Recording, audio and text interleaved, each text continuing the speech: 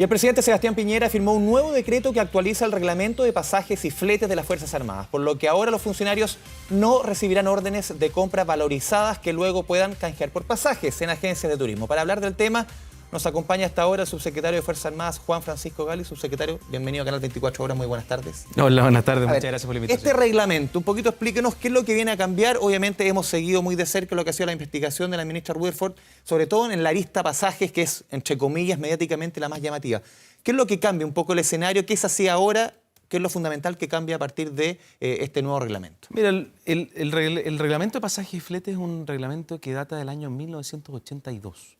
Entonces, el primer objetivo es actualizar una reglamentación que estaba obsoleta y que había dado lugar a las circunstancias que hemos conocido en el último tiempo. Es decir, pasar de un reglamento de mediados del siglo XX, digamos, a un reglamento del siglo XXI. Eso es lo primero. ¿Qué implica esta actualización, además? Desde el Ministerio de Defensa, en noviembre del año pasado, lanzamos una agenda de probidad y transparencia. Y uno de los compromisos de esa agenda de probidad y transparencia era justamente dictar un nuevo reglamento de pasajes y fletes. ¿Con qué objetivo? Más bien preventivo. ¿Qué lo que queremos es, dado lo que ha ocurrido en el último tiempo en el Ejército, que esos hechos irregulares y que eventualmente podrían constituir delito, de acuerdo con la investigación que está llevando la justicia, no vuelvan a ocurrir en nuestras Fuerzas Armadas? Y parte de eso es dar por superada reglamentación que estaba obsoleta, que daba espacio para interpretaciones y que quede clarísimo, y eso es el tercer objetivo, que quede muy claro que el derecho a pasajes y fletes de los funcionarios de las Fuerzas Armadas no era una remuneración ni era un viático. No era un monto de dinero que se le disponía al funcionario, sino, por el contrario, una obligación de la institución de proveer a aquel funcionario que iba a cumplir una misión en el extranjero de lo que es necesario para cumplir esa misión, es decir, el coste de traslado. Para contextualizar todo esto y antes de ir al detalle de estos cambios que trae este reglamento, ¿por qué esto se hace necesario? Es decir, ¿cuántos viajes se realizan? ¿Hay distintos cambios, destinaciones diferentes? ¿Es algo habitual que se realicen viajes al interior de estas instituciones? Sí, Patricia, las características que tiene la carrera militar, el funcionamiento de nuestras instituciones de las Fuerzas Armadas obliga a los funcionarios a estar permanentemente moviéndose. En los meses de octubre de cada año, los funcionarios, los servidores públicos que están en las instituciones de las Fuerzas Armadas... ¿En las tres ramas?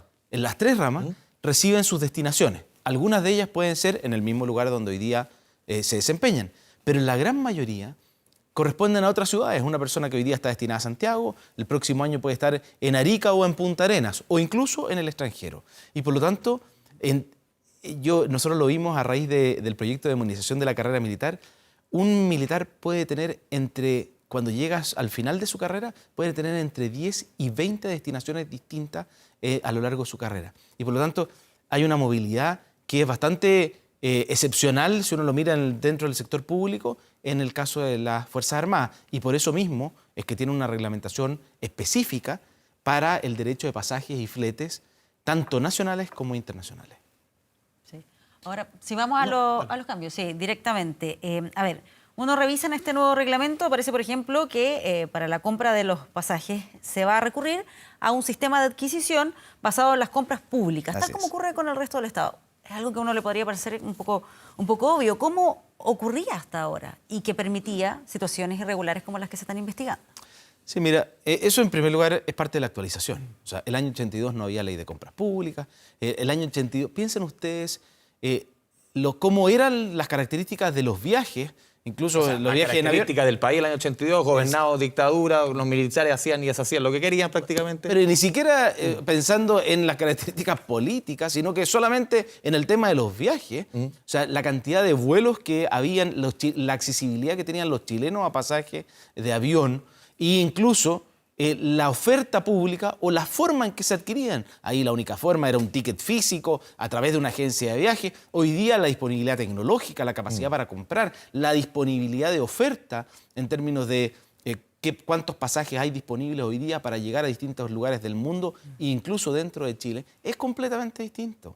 Por eso mismo se hace necesario tener una reglamentación que se ajuste a eso. Se ajuste al sistema de compras públicas que hoy día rige en Chile y, en segundo lugar, regule claramente, uno, qué tipo de pasaje se va a comprar y dos, en qué condiciones se va a comprar. Y ahí les pongo un ejemplo. en términos de eficiencia del gasto. El reglamento vigente pone dos criterios. Uno, la vía más directa y dos, la vía más económica. La regla general es que esas dos cosas sean contradictorias. Porque probablemente la vía más directa va a ser más cara y la más económica no va a ser la más directa. Entonces eso hacía que la sola aplicación de ese reglamento dejara mucha discrecionalidad. Al final uno cobraba por las más caras y al final compraba la más barata. Y el remanente... No, y en teoría se estaba ajustando el reglamento. Porque si uno decía, no, compré la más cara, sí, pero compré la más directa. O compré la más barata, pero no es la más directa. Entonces, en cualquiera de los dos casos, o no cumplía o cumplía. Lo que estamos haciendo en el nuevo reglamento es muchísimo más simple. Establecer transparentemente, pero los criterios con que se va a tener que cumplir para que esa compra sea eficiente. ¿Significa eso que va a ser la más económica? No necesariamente. También se establece que se planifiquen los viajes. Sí, claro. Usted me decía, obviamente nos explicaba un poquito por la forma de trabajar de las tres ramas de las Fuerzas Armadas. Aquí los viajes se planifican o al final los trayectos, las disposiciones. A ver, esta persona se va, por ejemplo, al regimiento Arica.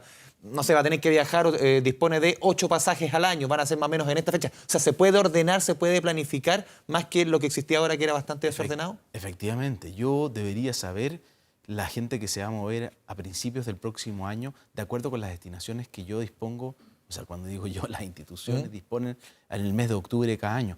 Ya tengo 4 meses para gestionar mi compra de pasajes, que también lo hace más eficiente. Y quiero volver a lo que te decía de la eficiencia. No necesariamente va a ser el más económico, porque te pongo un ejemplo. Una persona que yo envío en misión a un seminario que es importante para efectos de la defensa. Y ese seminario empieza el día de la comisión, el día 1 de la comisión, a las 8:30 de la mañana.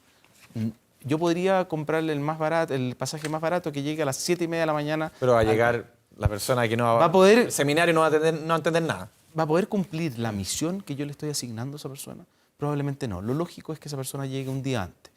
¿Me pueden cuestionar porque yo le esté dando un día más de comisión para cumplir esa misión? Sí, pero yo creo que es razonable y yo estoy en condiciones de defender ese razonamiento de que la persona, para poder cumplir su misión, porque a mí lo que me interesa es que esa persona reciba esa formación, reciba la información que va a tener en ese seminario, se forme y después vuelva a Chile. ¿De qué manera se va a ir fiscalizando y controlando que no se cometan arbitrariedades en esas decisiones?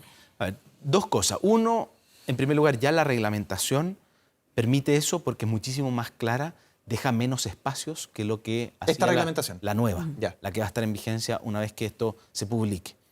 Y en segundo lugar, algo que desde el Ministerio de Defensa tenemos que hacernos cargo. Nosotros tenemos una obligación de tener más control y por eso el reglamento establece la planificación, la obligación de planificar los viajes, la obligación de informar periódicamente al Ministerio y además que cuando se tomen decisiones excepcionales, por ejemplo, el reembolso, que ese reembolso sea de acuerdo a instrucciones que dicte el propio Ministerio de Defensa y no por decisiones autónomas de las instituciones de las Fuerzas Armadas. Subsecretario, ¿qué otras áreas, aparte de la compra, venta de pasajes, estos viajes, pueden irse clarificando, eliminando esta opacidad, muchos reglamentos, por lo menos este que viene del año 82, que se está reformando, para que se vaya ventilando un poco las Fuerzas Armadas en el sentido de que dentro de la polémica muchos han sostenido, parlamentarios, políticos, de todas partes, que al final las Fuerzas Armadas se manejaban solas, se fiscalizaban solas, al final, y nunca por lo mismo nadie terminaba castigado, nadie terminaba realmente ante la justicia y ahora se está viendo que el tema está cambiando. ¿Qué otros temas se pueden ir clarificando? Aparte del tema de la compra y venta de pasajes, ¿qué otras áreas que son más opacas? Sí, ojo que, pero eso te decía al principio, el reglamento de pasajes y fletes es una de las 15 medidas que nosotros anunciamos en noviembre del año pasado en una agenda completa de probidad y transparencia en el sector defensa. Por lo mismo, ¿qué otras áreas importantes en términos de gastos? Te pongo un ejemplo, temas que han salido mediáticamente. El tema de las pensiones en las Fuerzas Armadas y las pensiones de inutilidad. Pero en la reforma que anunció el gobierno a las Fuerzas Armadas prácticamente no se les toca. Aparte de aumentar en 5 años la idea de la carrera militar, en el fondo el gasto va a seguir siendo gigante, tan grande como el Fondo Solidario, como el Plan Solidario en el sistema de pensiones. El proyecto de ley de modernización de la carrera militar tiene un impacto gigantesco en el sistema previsional porque estabiliza el gasto en materia previsional de la defensa. Yo creo que, a diferencia de lo que tú dices, la sola postergación del derecho a pensión y el derecho a pensión completa y el alargamiento de la carrera va a tener un impacto en la estabilización del gasto en materia previsional. ¿Cuánto menos debería gastar más o menos en pensiones? Hoy día, le insisto, está gastando lo mismo que el Pilar Solidario en gente de las Fuerzas Armadas, lo mismo que en 2 millones de chilenos. El informe financiero de ese proyecto indica que al año 20 vamos a estar ahorrando alrededor de 20.000 millones de pesos anuales. ¿Eso en términos del porcentaje del total de gasto? Tendría que verlo, ¿no? Porque 20.000 millones suena mucho, pero quizás si uno ve el total puede ser un porcentaje menor. Si es que más allá de la cifra, yo te diría lo relevante es que el gasto deja de aumentar y contenemos el gasto e incluso vamos a generar un ahorro. Y bueno, pero incluso en la agenda de probidad tenemos diversos temas, pensiones, mutualidades y algo que es muy relevante para efectos del control. Generamos una instancia que es el Comité de Auditoría Externo de las instituciones de la Fuerza Armada, donde está hoy, lo presido yo como subsecretario de la Fuerza Armada, está el subsecretario de Defensa, el auditor ministerial y el auditor general de gobierno. ¿Y qué es lo que hacemos ahí eminentemente? Bueno, recibir informes periódicos respecto de la correcta ejecución de los recursos públicos destinados a la defensa. Y yo creo que es muy relevante, para ejercer el control hay que tener información. ¿Y auditoras independientes, por ejemplo, privadas? Sí, es que es difícil porque dar acceso a información que es altamente sensible para la seguridad nacional, como es la del sector defensa, a entidades privadas que además prestan servicio no solo en Chile, sino que en el mundo, yo creo que por eso hicimos esta mezcla.